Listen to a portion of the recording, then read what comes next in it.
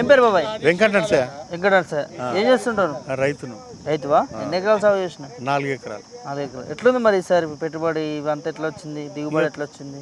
దిగుబడి పర్వాలేదు కానీ ఇక పెట్టుబడి మస్తుగా అవుతుంది. ఏం చేస్తాం, పెట్టుబడి అట్టట్లేదు. అక్కడ కూలీలను బతికించుడు, ఇక్కడ మందులను బతికించుడు, చేనుకు రోగాలు వచ్చుడు. ఎట్లుంది ఈసారి వడ్ల రేటు ఎట్లుంది మరి? ఇక గదే రేటు ఏ గ్రేడ్ అని ఫస్ట్ అన్నారు. ఇప్పుడు లాస్ట్కి వచ్చే వరకు సగం అయినాక బి గ్రేడ్ అంటారు. మీ ఇష్టం ఉంటే మిల్లర్ దగ్గరికి పోయి అడుగురి, అలా మేడాన్ని అడిగితే మిల్లర్ దగ్గరికి పోయి అడుగుని సార్, లేకపోతే ఫోన్ కల్పిస్తాం మాట్లాడురు అంటారు. మేము ఆడవడో ముఖం తెలియదు. ఇప్పుడు మీరు వచ్చారు, మీతో మాట్లాడగలుగుతున్నాం. వాటితో ఏమని మాట్లాడతాం? అదే తడిసిన పచ్చి ధాన్యం కూడా కొంటా అన్నది ప్రభుత్వం. ఇక మాది నాన్నలేదు, ఏ గ్రేడ్ బి గ్రేడే కొంటలేదా? మా ఈ నాన్నకు ముందే బి గ్రేడ్ వేసింది ఆమె.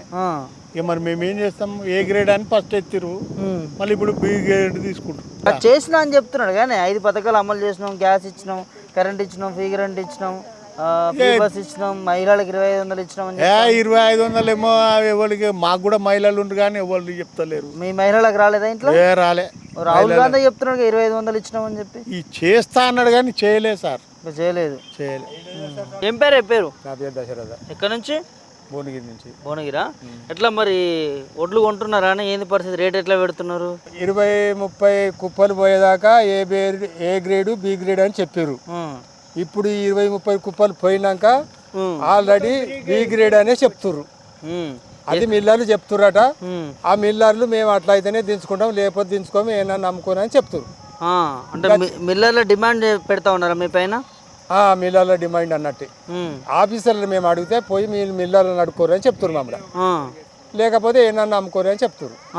ఏమన్నా నమ్ముకో అంటారు. ఎందుకు గవర్నమెంట్ కొనదట మరి? ఏమన్నా నమ్ముకో అని ఎట్లా అంటారు వాళ్ళు? గవర్నమెంటే కొంటది, గవర్నమెంట్ మిల్లర్లకు అప్పచెప్పింది. ఆ మిల్లర్లు ఆ మాట మాట్లాడుతున్నారు. వాళ్ళు చెప్పినట్టు గవర్నమెంటే కొంటుంది, ఆ పలానా మిల్ అని అప్పచెప్పింది.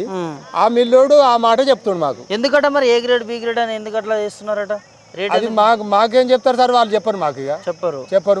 మాకు ధాన్యం సరిపోయింది అంటాడా వాడు, లేకపోతే మాకు పడతలేదు అంటాడా, ఆ ముచ్చట మాకు తెలియదు. అంటే మరి దీనివల్ల మీరు రైతులు నష్టపోతున్నట్టుగా మరి? పోతున్నాం. క్వింటల్కి 20 రూపాయలు అంటే ఎంత? ఇక మరి వచ్చినోనికి ఎక్కువ, వచ్చినోనికి తక్కువ, అట్లా ఉంటుంది మరి. అంటే ఇబ్బందికరంగానే ఉంది. ఇబ్బంది ఈ విషయంలో ఇబ్బంది ఉంది. చిరుకు రాబట్టి, ఎండ కొట్టబట్టి, ఎండలో సచ్చి ఎండ పోసినాం. ఎండ పోసి వేసి ఏదో తయారు చేస్తారు. దేవుడు మొన్న వాన కొట్టి మళ్ళీ దాన్ని ఎండ పోసి దాన్ని కాపాడుకోవాలి కదా. మరి దాన్ని కాపాడుకుంటే ఈ బాధలు మేము ఇక మన వాళ్ళ దగ్గరికి, ఆఫీసర్ల దగ్గర పోతే మరి ఎవరైనా దొరుకుతాడో, మాకెవరు దొరకరు.